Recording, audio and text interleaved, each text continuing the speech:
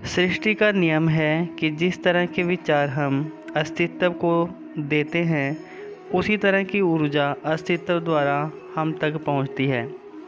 ध्यान रहे, विचारों का सकारात्मक होना अनिवार्य है, तभी राह सरल तथा सुगम होती चली जाती है। कभी किसी और के लिए जीने का प्रयास मत करो। किसी और की दृष्टि में अच्छा बनने की चेष्टा मत करो। हम अकेले आए हैं, अकेले ही जाएंगे। हम जैसे कर्म करेंगे वैसे ही फल पाएंगे। जो बीत गया उसे भूल जाओ, जो कर रहे हो उस पर विश्वास रखो, जो होगा उसकी चिंता छोड़ दो। बस तुम्हें मात्र कर्म करने हैं, पुरस्कार करने का कार्य नीति का है। अच्छे कर्म अच्छे ही फल देते हैं। वो जो अपने परिवार से अत्यधिक जुड़ा हुआ है, उसे भय और चिंता का सामना करना पड़ता है, क्योंकि सभी दूरों की जड़ लगाव है। इसलिए खुश रहने के लिए लगाव छोड़ देना चाहिए। वह जो हमारे चिंतन में रहता है वह करीब है, भले ही वह वास्तविकता में बहुत दूर क्यों न हो। लेकिन जो हमारे हृदय में ही नहीं है, वह करीब होते हुए भी बहुत दूर होता है।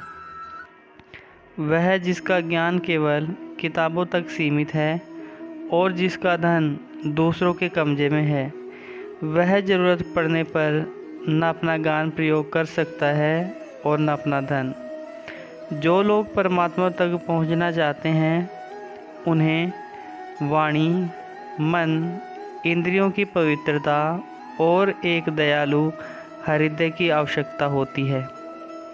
लोगों को अपने सपने मत बताओ, बस उन्हें पूरा करके दिखाओ, क्योंकि लोग सुनना कम, देखना ज़्यादा पसंद करते हैं।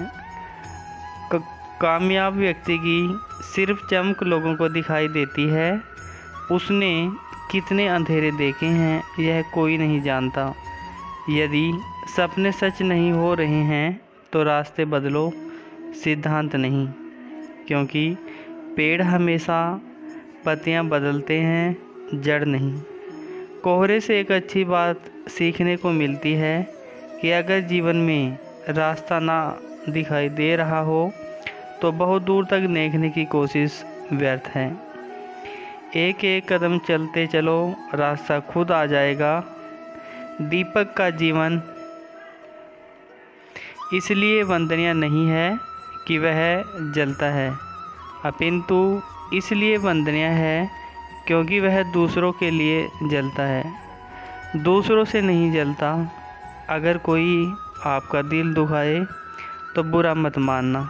कुदरत का नियम है कि जिस पेड़ पर सबसे अधिक मीठे फल लगते हैं, उसे सबसे अधिक पत्थर पड़ते हैं। कर्म वो फसल है जिसे इंसान को हर हाल में काटना ही पड़ता है। इसलिए हमेशा अच्छे बीज बोएं ताकि फसल अच्छी हो। जैसे समुद्र के पार जाने के लिए नाव ही एकमात्र साधन है, उसी प्रकार स्वर्ग के लिए सत्य ही एकमात्र सीढ़ी है, कुछ और नहीं। धरती पर जिस प्रकार मौसम में बदलाव आता है, उसी प्रकार जीवन में भी सुख दुख आता जाता रहता है। व्यर्थ की चिंता और भय एक रोग के समान है, जो आपकी आत्मीय शक्ति को छिन्न भिन्न करती है। जैसे जल द्वारा अग्नि को शांत किया जाता है, वैसे ही ज्ञान के द्वारा मन को शांत रखना चाहिए। धैर्य होना अत्यंत आवश्यक है। माली यदि किसी पेड़ को 100 घंटे से भी सींचते रहें, तब भी फल तो मौसम पर ही लगेंगे।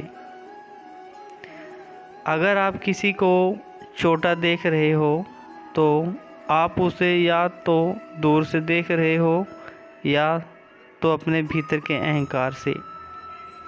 पेड़ कभी डाली काटने से नहीं सूखता, पेड़ हमेशा जड़ काटने से सूख